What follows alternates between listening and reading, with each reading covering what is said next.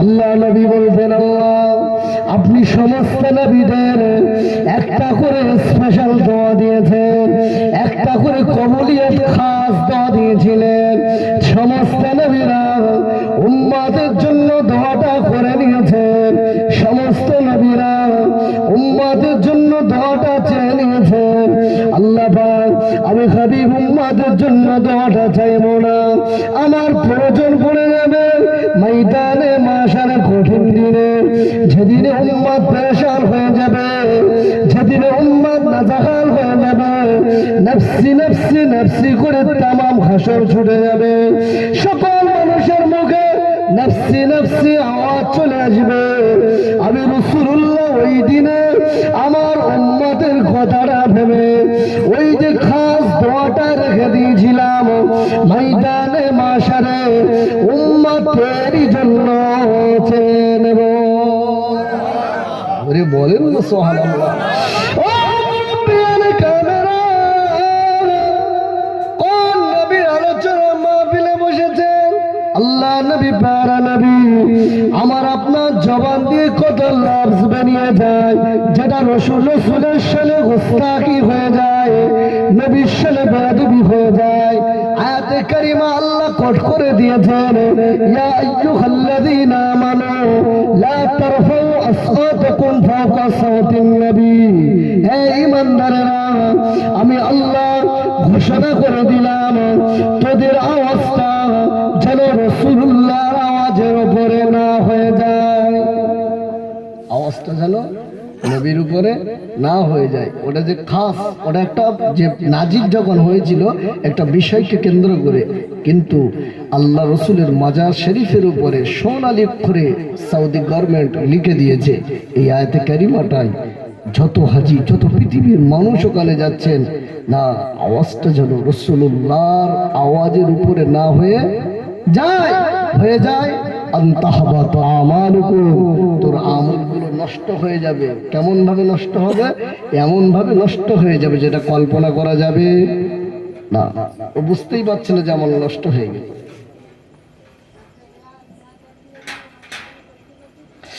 আমার নবী আপনার নবী হাবিবুল্লাহ জনাবে মুহাম্মদুর রাসূলুল্লাহ সাল্লাল্লাহু আলাইহি ওয়াসাল্লাম হুজুর পাকের মহব্বত উদ্যম করেন।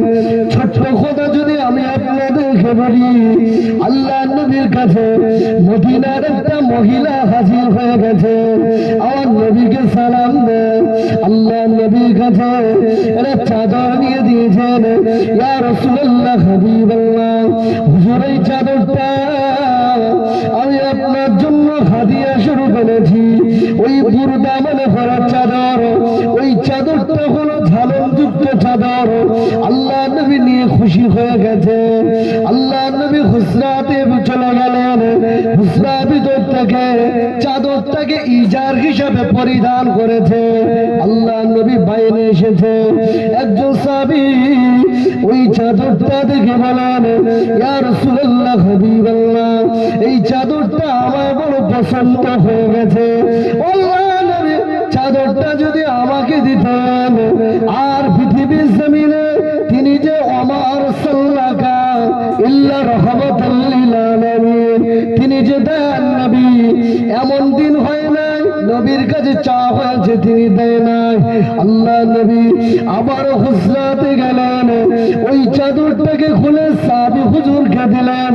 অন্যান্য সাহাবীরা মনক্ষুণ্ণ হয়ে গেল। আল্লাহ নবীর সাহাবী, আল্লাহ নবীর চাদরটা প্রয়োজন ছিল, আপনি কেন চেয়ে নিয়েছেন? ওই সাহাবী চোখের পানি ফেলে দিয়েছেন, না না না আল্লাহ নবীর সাহাবীরা, ও আমার সাহাবী ভাইরা, এই চাদরটা আমি পরার জন্য নেই নাই, ব্যবহার করার জন্য নেই নাই, এই চাদরটা চেয়ে নিয়েছি, পছন্দ হয়ে গেছে, আমার নিয়াত হয়ে গেছে যে চাদর মোবারক আল্লাহ নবী নূরময় বদনে স্পর্শ হয়ে গেছে, যে চাদরটা আল্লাহ নবীর নূর নুরানি বাদানা লেগে গিয়েছে। আমার বিশ্বাস আছে ওই চাদরটা দিয়ে যদি কাফনের কাপড়টা খোলা যায়, আমার আল্লাহ আমাকে কবরের আযাব থেকে নিষ্কৃতি দেবে। আওয়াজ করে বলেন না সুবহানাল্লাহ। আল্লাহ নবী সাহাবী বর্ণনা করেন, ওই সাহাবী তার সন্তানদের কাছে ওসিয়াত করেছেন, চাদরখানা যত্ন করে রেখে দিয়েছেন। মাকসাদ উদ্দেশ্য হলো এটাই, চাদরটা শুধু নরমায় বদনে লেগে গিয়েছে।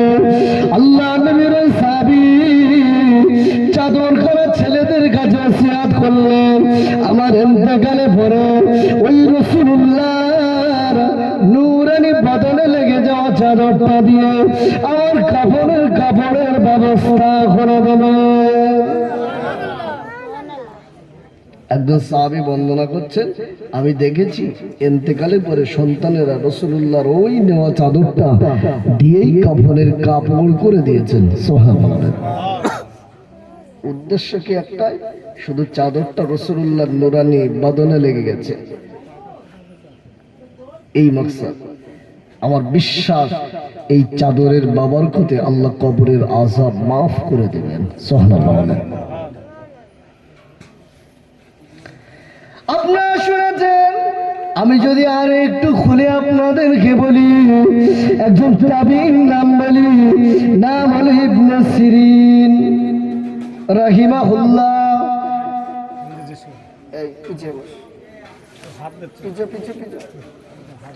ইবনে সিরিন রাহিমাহুল্লাহ হুজুর একজন তাবিঈ মানুষ ছিলেন। তিনি বর্ণনা করেন, আমি আবিদাকে বলেন, আবিদা আমাদের কাছে আল্লাহর নবীর কিছু চুল মোবারক আছে। কি আছে? চুল মোবারক। এই চুল মোবারক আমরা পেয়েছি আনাস এবং আনাসের পরিবার থেকে। আনাসটা হলেন আল্লাহর নবীর একজন বিশিষ্ট সাহাবী, অন্যদিকে তিনি হলো 10 বছরের খাদেম। সুবহানাল্লাহ। তার পরিবার থেকে কিছু চুল মোবারক আমাদের কাছে আছে। হুজুর বোঝাতে চাইছেন জানেন, আমাকে যদি একটা চুল মোবারক দেওয়া হয়, আমি কিচ্ছু চাই না, ওই একটা চুল মোবারক রাসূলুল্লাহর যে নূরময় চুল, আমার জন্য এটাই যথেষ্ট। সুবহানাল্লাহ। আমি যদি খুলে একটু বলি, তাবিকে পৃথিবীটা একদিকে দেওয়া হলো, অপর দিকে একটা রাসূলুল্লাহর চুল মোবারক রাখা হলো। তাবিকে যদি বলা হয় আপনি কোনটা বেছে নেবেন, আশিক যারা হয়ে যাবে, মুহাব্বত যারা করে নেবে, তারা কি করবেন জানেন? আল্লাহ নবীর নূরময় চুলটা বেছে নেবে, দুনিয়াকে ছেড়ে দেবে। ওই তাই ইবনে সিরিন বললেন, तमाम দুনিয়া যা কিছু আছে সব কিছুর অপেক্ষায় আমি ইবনে সিরিনের কাছে আল্লাহ নবীর চুল মোবারক দামি হয়ে যাবে। একটা চুল মোবারক, কিচ্ছু লাগবে না, পৃথিবীর কিচ্ছু চায় না। ও প্রিয় ক্যামেরা, আল্লাহ নবী সাহাবী আবু সাঈদ আল খুদরি রাদিয়াল্লাহু আনহু, হুজুরের আব্বা জানেন নাম হলো মালিক ইবনে সিনান রাদিয়াল্লাহু আনহু। আল্লাহ নবীর খুন মোবারক হুজুর খেয়ে পেয়েছিলেন। লম্বা ইতিহাস। মালিক ইবনে সিনান আল্লাহ নবীর বেলালের পাওয়ার চেক করতেছে, আগুনের ভিতরে হাত ঢুকিয়ে দিয়েছেন। দেখি আল্লাহ নবীর বেলাল আমার শরীরে আছে, খুন মোবারক আছেন, চেক পরীক্ষা করছেন। হুজুর আগুনের ভিতরে হাত ঢুকিয়ে দিয়েছে, হাত পড়া তো দূরের কথা, এটা পশম পর্যন্ত আগুন পোড়াতে পারে না। আনাস ইবনে মালিক রাদিয়াল্লাহু আনহুর কথা যদি আমি আপনাদেরকে বলি, দস্তরখানে আল্লাহ নবী হাত মুছে দিয়েছেন। ওই দস্তরখানাটা আনাস ইবনে মালিক হুজুর সার্ফ পরিষ্কার করতেন না, ধুয়ে তিনি ধৌত করে পরিষ্কার করতেন না। আনাস ইবনে মালিক রাদিয়াল্লাহু আনহু হুজুরের যখন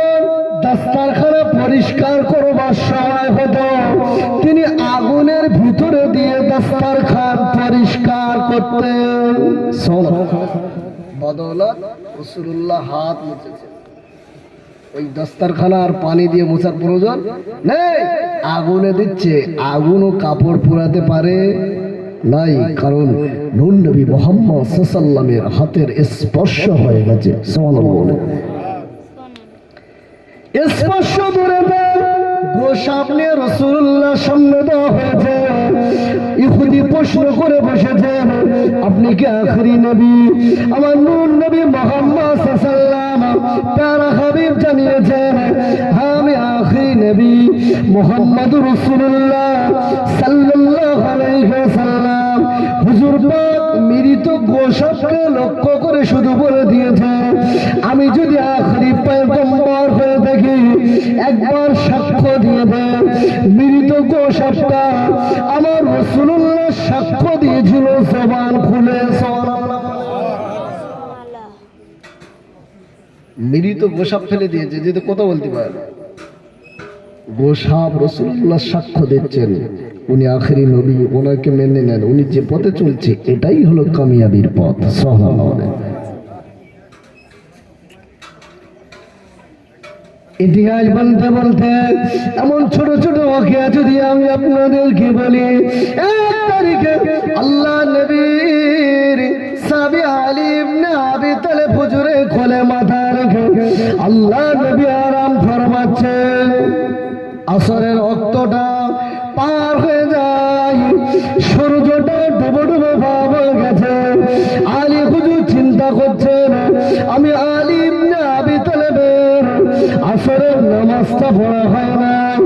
অপরদিকে রাসূলুল্লাহ আর অন্যদিকে হলো নামাজ, একদিকে রাসূলুল্লাহ অপরদিকে নামাজ দাঁড়িয়ে গেছেন। না না, আমি আলী ইবনে আবি তালেব যদি আল্লাহ নবীকে দেখে নামাজের জন্য ঘুম ভাঙিয়ে দিই, না না, আমার নবী পাক যদি রাগ হয়ে যায়, আল্লাহ নবীর সঙ্গে যদি বেয়াদবি হয়ে যায়, আমি আলী ইবনে আবি তালেবের আমলগুলো বরবাদ হয়ে যাবে।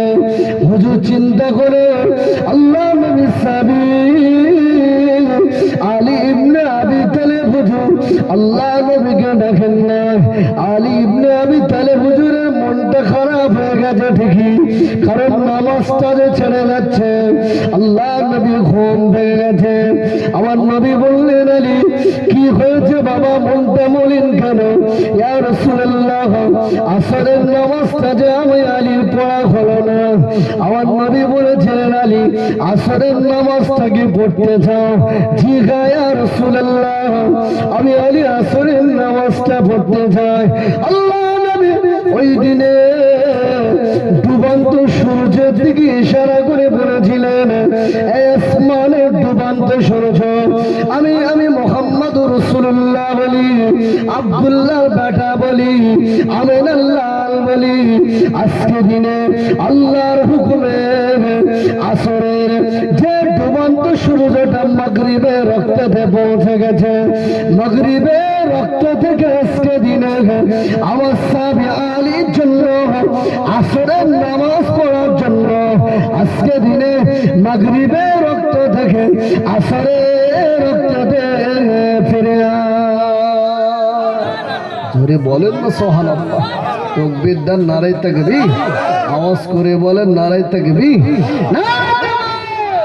আল্লাহ নবী সাহাবী হযরত সাইয়্যিদনা আবু বকর ইবনে আবি কুহাফা রাদিয়াল্লাহু আনহু হুজুরের মেয়ে আসমা বিনতে আবি বকর বর্ণনা করেন, ওই দিনে আমি দেখেছি আসমানে মাগরিবের ডুবন্ত সূর্যটা আসরের রক্ততে ফিরে এসেছিল।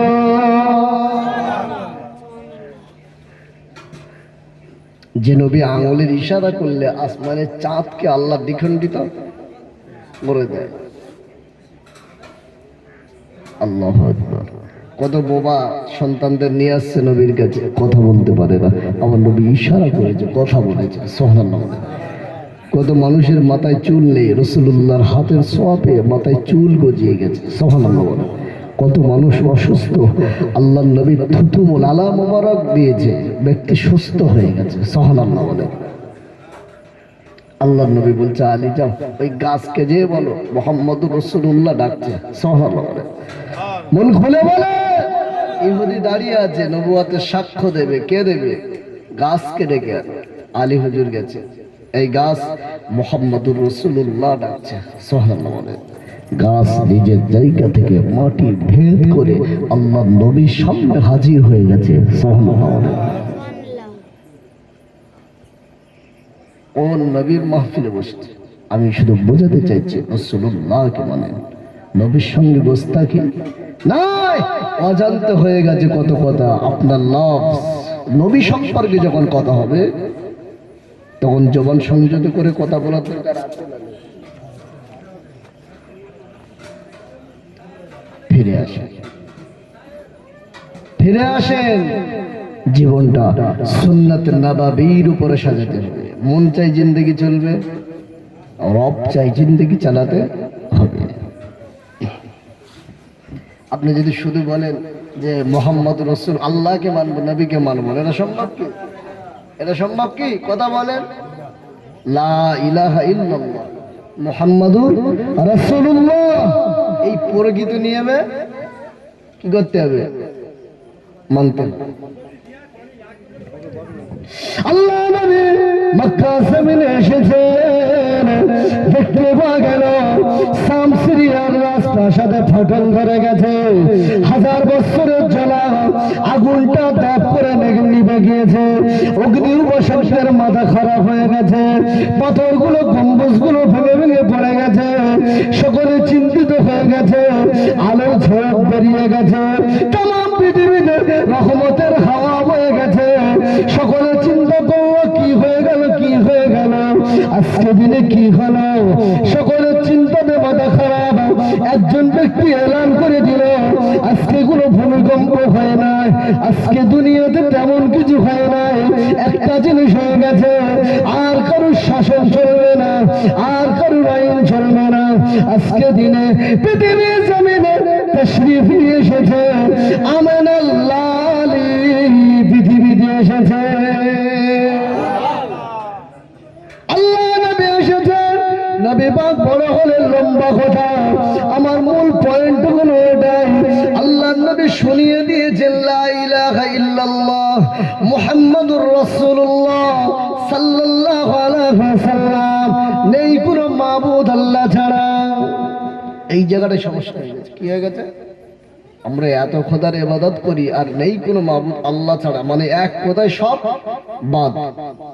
আল্লাহু মাবুদুন মুহাম্মাদুর রাসূলুল্লাহ। নবী যদি এই কথা বলতেন যে আমারও একজন মাবুদ আছে আল্লাহ, আপনাদেরও মানে দেবতা আছে যার যে যার মানেন, আমারও একজন আল্লাহ আছে। না, নবী বলছে সব বাদ, আল্লাহ এক। সুবহানাল্লাহ। ওদের মাথা কাজ করা বন্ধ হয়ে গেছে। আল্লাহ রাব্বুল কারীম ইন্নাল্লাযীনা ক্বালু রাব্বুনাল্লাহ সুম্মা ইসতাকামু তাতানাজ্জালু আলাইহিমুল মালায়েকা আল্লা তাখাফু ওয়া লা তাহজানু ওয়া আবশিরু বিল জান্নাতিল্লাতী কুনতুম তুআদুন। ইন্নাল্লাযীনা ক্বালু, নিশ্চয় যারা বলে দিয়েছে আল্লাহ, নিশ্চয় যারা বলে আল্লাহ, আল্লাহ, আল্লাহ ছাড়া কোনো ইলাহ নাই, আল্লাহ ছাড়া কোনো মাবুদ নাই, আল্লাহ ছাড়া কোনো স্রষ্টা নাই, ইবাদতের যোগ্য তিনি, ইবাদতের লায়েক তিনি। না না না, ইন্নাল্লাযীনা ক্বালু রাব্বুনাল্লাহ, এই কথা বলার পরে, এই সাক্ষ্য দেওয়ার পরে, সুম্মা ইসতাকামু, তার উপরে ইস্তেকামত থাকা, তার উপরে অটল থাকা, অবিচল থাকা। কলেমা পড়ে নিয়েছি, তার উপরে ইস্তেকামত থাকতে পারে নাই। ওই কলেমা আপনি পড়ে নিয়েছেন, ওই কলেমার ভিতরে আল্লাহকে শাহাদা হিসাবে বাক্য, শাহাদা বাক্য বলে দিয়েছেন। আল্লাহ এক, মুহাম্মদুর রাসূলুল্লাহকে নবী হিসাবে মেনে নিয়েছেন। হারামকে ছেড়ে দিয়েছেন, হালালকে বেছে নিয়েছেন, ন্যায়কে বেছে নিয়েছেন, অন্যায়কে আলাদা করে দিয়েছেন। এক বাক্য পড়ার কারণে আপনি মুসলমান হয়ে গেছেন। আর মুসলমান হয়ে গেলে কলেমার ভিতরে ন্যায় অন্যায়, হালাল হারামের পার্থক্য হয়ে গেছে। বেঈমান বেদিনার মুসলমানের পার্থক্য হয়ে গেছে। ও তার উপরে ইস্তেকামত থাকতে থাকতে হবে। শাহাদার ব্যাপারে অন্য কাউকে শাহাদা এলাকা বলা যাবে না, অন্য কাউকে আল্লাহর আসনে বসানো যাবে না, এতে করে শিরিক হয়ে যাবে, এর গলা ভয়ঙ্কর হয়ে যাবে।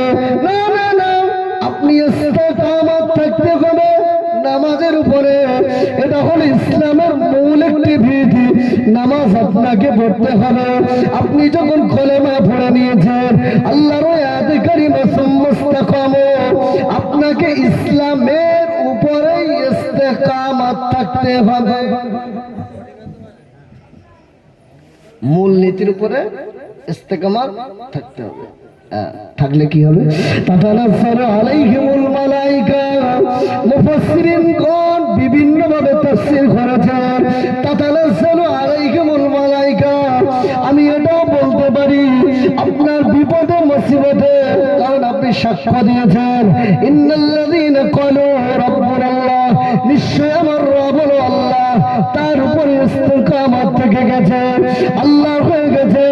বান্দা যখন আল্লাহর হয়ে যায়, ওই বান্দার বিপদে মুসিবতে আল্লাহ মালাইকা পাঠিয়ে সাহায্য করে থাকে।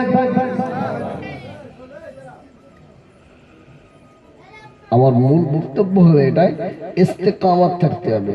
আল্লাহ বলেছে যে তোমরা সাক্ষ্য দিয়েছো আমি আল্লাহ এক, এটা বলে পার হয়ে গেলে হবে না। কলেমা তো যে কেউ পড়ে, কথা বুঝতে পারছেন না?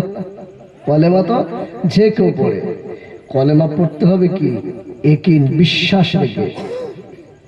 আমাকে শাহাদা বাক্য পাঠ করতে হবে কি? ইয়াকিন, বিশ্বাস রেখে, মন থেকে মেনে নিয়েছি আল্লাহকে। এই মাথা পৃথিবীর অন্য কোথাও আর ঝুঁকতে পারে না, এক আল্লাহর কদমে ছাড়া।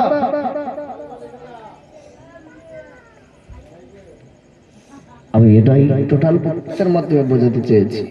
রাসূলুল্লাহকে ভালোবাসেন, নবীকে মহব্বত করেন।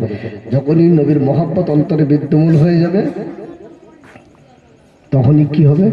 আপনার ভিতরে অটোমেটিক্যাল আল্লাহর ভয়, ভীতি, কবরের হারাম কাজের উপরে আপনার ঘৃণা হয়ে যাবে। কারণ রাসূলুল্লাহর ভালোবাসাটা এমন একটা নজরে কারাম যদি পড়ে যায়, আমার নসিবটা ভাগ্যবান হয়ে যাবে। আমরা অনেকেই চিন্তা ভাবনা করি টাকা হলে এটা করব সেটা করব, কিন্তু কিছু দেশ আছে যে দেশগুলো বাধ্যতামূলক আপনাকে হজ করতেই হবে, আর তারা সেই পথেই আগ্রহীও যে হ্যাঁ আমার প্রথম কাজ হলো রাসূলুল্লাহর দেশে যাওয়া। বুঝতে পারছেন? হজ করতে হবে। নবীর রওজা শরীফের পাশে দাঁড়িয়ে নবীকে সালাম দিচ্ছে।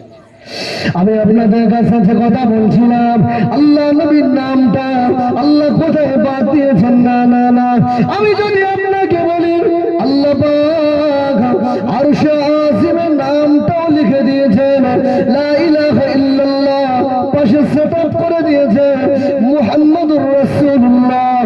আমি যদি আপনাকে বলি জান্নাতের দরজায় আল্লাহ আল্লাহর নামটা লিখে দিয়েছেন, পাশে লিখে দিয়েছেন মুহাম্মাদুর রাসূলুল্লাহ। আমি যদি আপনাকে আরো বলি আসমানের স্তরে ভাগে ভাগে মুহাম্মাদুর রাসূলুল্লাহর নাম পেলার হয়ে গেছে। আল্লাহ নবী পৃথিবীর সৃষ্টি হওয়ার কোন মুহাদ্দিস লিখেছেন 14,000 বছর পূর্বে, কেউ বলেছে 4,000 বছর পূর্বে, কেউ বলেছে 2,000 বছর পূর্বে। পৃথিবী সৃষ্টি আল্লাহ পাক 14,000 বছর আগে আমার হাবিবকে আল্লাহ সৃষ্টি করেছেন। আল্লাহ পাকের নবীর নামটা আল্লাহ এলান করে দিয়েছেন। তা তো আলাইহিস সালাম এলে সুসম্মান দিল। একজন নবী আসিতেছেন, রাসূল আসিতেছেন, যার আসমানে নাম হলো আহমদ, জমিনে নাম হলো মুহাম্মদ সাল্লাল্লাহু আলাইহি ওয়াসাল্লাম। আল্লাহ নবী আসিতেছেন। আপনারা বলেন কোরআন পাকে আল্লাহ নবীর নাম, হাদিসের কিতাবে আল্লাহ নবীর নাম, মুফাসসিরের তাফসীর আল্লাহ নবীর নাম, মুহাদ্দিসের লেখনীত আল্লাহ নবীর নাম, ইমামের খুতবাত আল্লাহ নবীর নাম, মুয়াজ্জিনের আযানে আল্লাহ নবীর নাম, মুয়াজ্জিনের ইকামতে আল্লাহ নবীর নাম, জানাজার নামাজ আল্লাহ নবী, নামাজ আল্লাহ নবী। সমস্ত জায়গাতে ছড়িয়ে গেছে গেছে রাসূলুল্লাহ, কোন জায়গাতে বাধা নাই। আমি আপনাদেরকে বলি, সাহাবী নবী নবী নবী নবী জিকির করেছেন, তাবি নবী নবী নবী নবী জিকির করেছেন, তাবা তাবিনেরাও নবী নবী নবী নবী জিকির করেছেন, আইম্মায়ে মুস্তাহিদিনেরাও নবী নবী নবী নবী জিকির করেছেন, ইমামগণেরা নবী নবী নবী নবী জিকির করেছেন। নবী নবী জিকিরটা আল্লাহ নিজেই করেছেন। তামাম পৃথিবীর মানুষ দরুদ পড়ুক আর নাই পড়ুক, নবীর কথা বলুক আর নাই বলুক, অটোমেটিক আল্লাহ অটো সিস্টেম করে দিয়েছে। মালাইকারা আমার হাবিবের প্রতি অটোমেটিক করে দরুদ পড়তে থেকে যা, অটোমেটিক দরুদ পড়তে থেকে যা। পৃথিবীর শুরু থেকে শেষ পর্যন্ত আল্লাহর হাবিবের উপরে দরুদ মালাইকারা পড়তেই থাকবে। এই নবী নবী জিকিরটা আল্লাহর মেহবুবরা নবী নবী করতে করতে আশেক হয়ে কবরে গেছে। আমরাও যতদিন বাঁচি নবী নবী নবীর মোহাব্বত অন্তর নিয়ে তার আখ রেখে যাওয়া তরিকার উপরে জীবন গড়ে কবরে যেতে চাই, ঠিক কিনা বলে? আমরা খেটে খাওয়া মানুষ, আল্লাহর কত হুকুম আমাদের কাছ থেকে চলে যায়। আমরা অনেক অন্যায় করি, অনেক অপরাধ করি, যে অপরাধের কথা নিজে বলতেও লজ্জা পায়। অন্যায় অপরাধ থেকে ফিরে আসে। নবী পাক সাল্লাল্লাহু আলাইহি ওয়াসাল্লাম প্যারা নবী প্যারা হাবিব মহব্বত করে। আল্লাহ নবীর আশিক যারা গভীর রাতে তাহাজ্জুদে অন্তেজে রাসূলুল্লাহ রাসূলুল্লাহ নবী নবী নবী নবী বলে ফেলেন, ইয়া রাসূলুল্লাহ হাবিবাল্লাহ, মদিনাতে যেতে পারি নাই, গরীব মানুষ, আল্লাহ নবী একটা বার কি রূহানি হালাতে স্বপ্নে স্বপ্নে দেখা দিতে পারেন। আল্লাহ নবী আশিকের দোয়াটা যদি কবুল হয়ে যায়, আল্লাহ নবীও বলেছেন, আল্লাহ নবীও বলেছেন, আমার আশিকেরা তামাম পৃথিবী নবী ছড়িয়ে যাবে।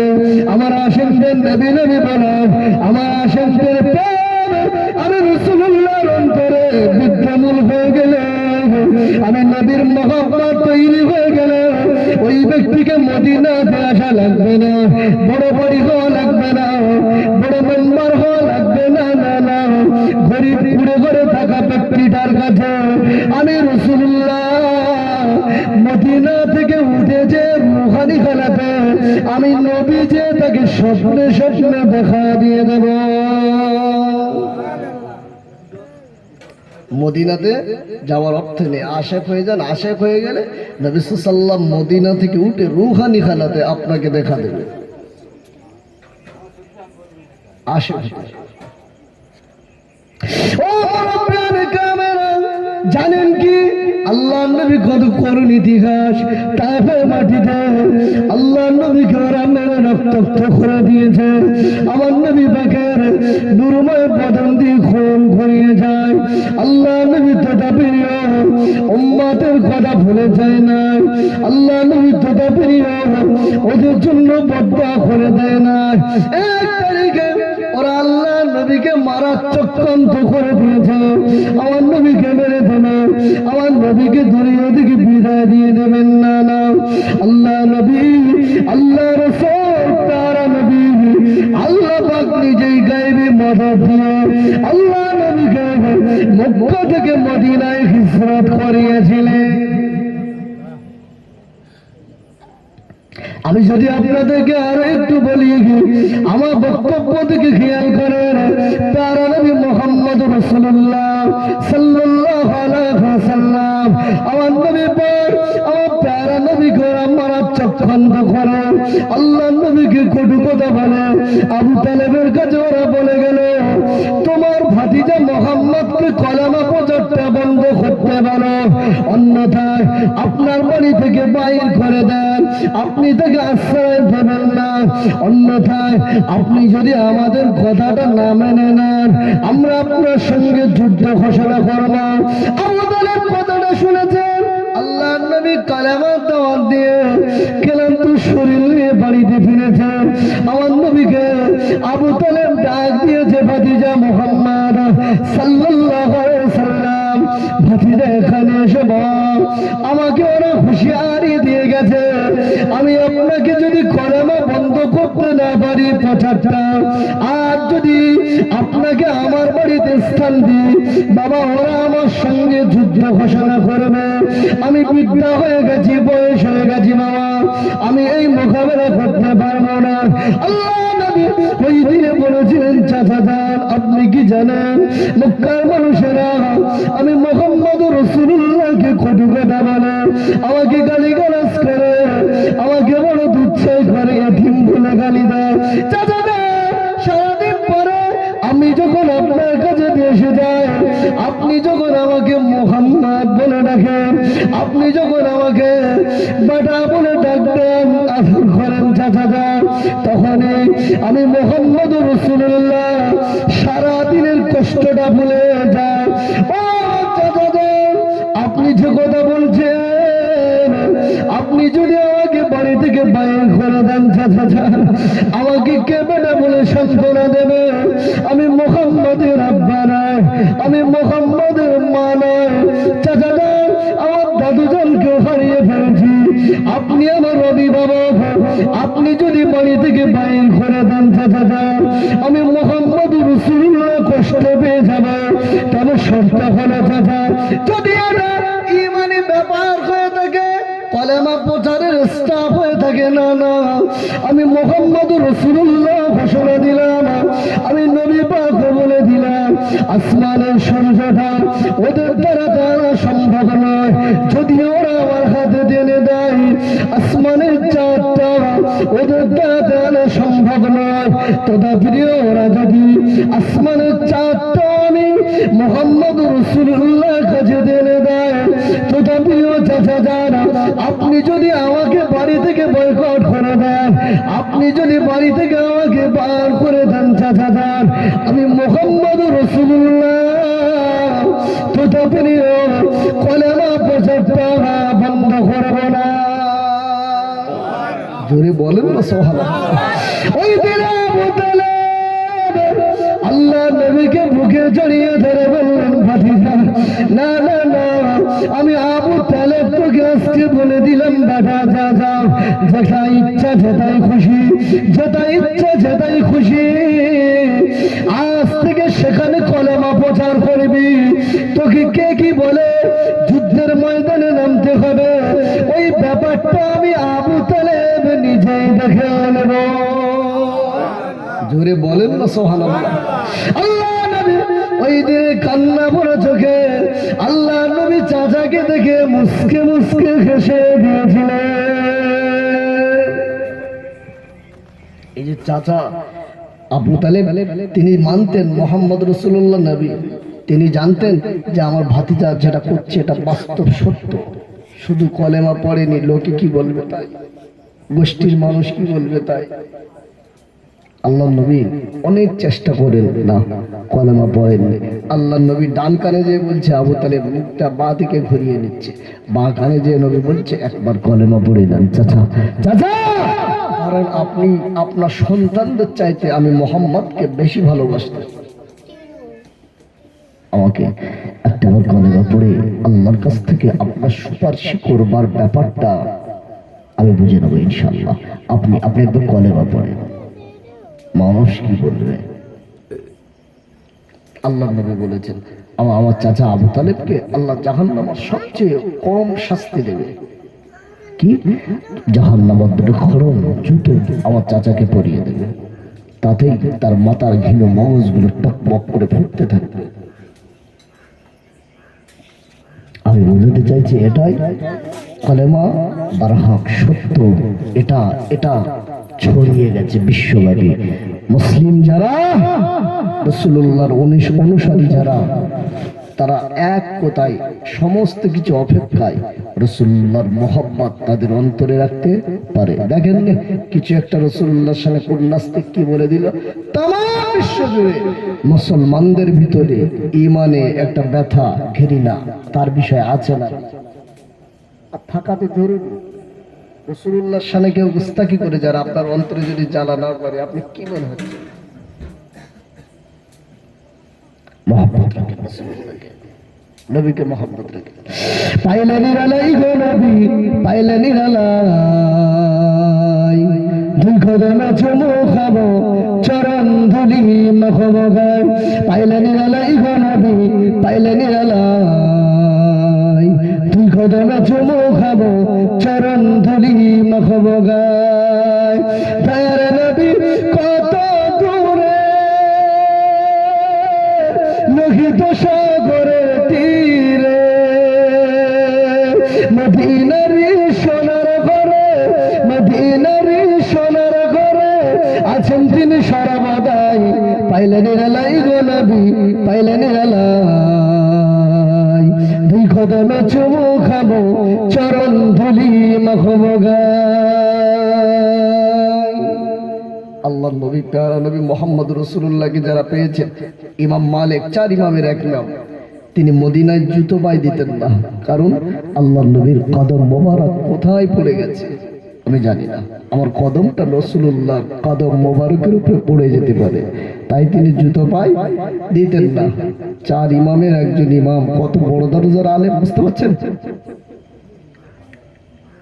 পাইলে নিরালাই গো নবী, পাইলে নিরালাই, দুই কদমে চুমু খাবো, চরণ ধুলি মাখবো গায়।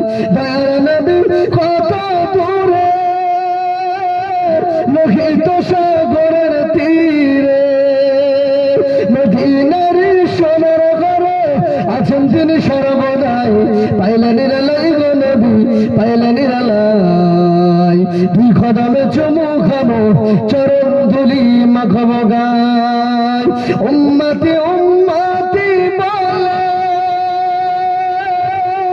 কাঁদলেন তিনি জীবন ভরে, এখনো কাঁদেন তিনি, এখনো কাঁদেন তিনি, পাপী উম্মতের মায়ায়।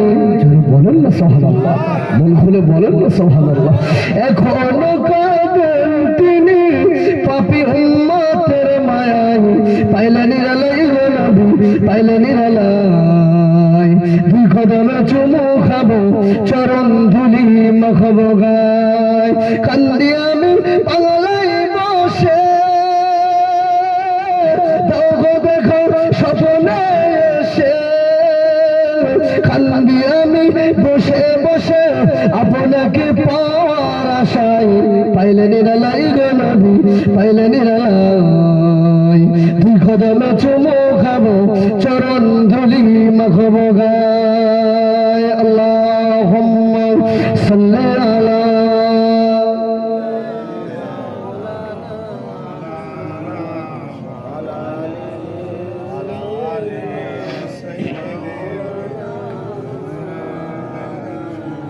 সাল্লাল্লাহু আলাইহি ওয়াসাল্লাম।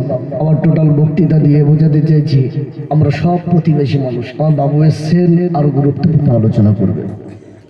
আমি অধম অযোগ্য নালায়েক পাপী, আল্লাহ আমাদের সবাইকে একতা রেখে, ঐক্য রেখে আল্লাহ সুবহানাহু ওয়া তাআলা আমাদেরকে ঈমানের সহিত বেঁচে থাকার তৌফিক দেন, এবং আল্লাহ আমাদের মওতটাও ঈমানি হিসাবে, ঈমানি হালাতে আল্লাহ কবুল করেন। মন খুলে বলুন আল্লাহুম্মা আমিন। আমি অধম, আমার জন্য দোয়া করবেন। আসসালামু আলাইকুম ওয়া রাহমাতুল্লাহ। দরুদ শরীফ।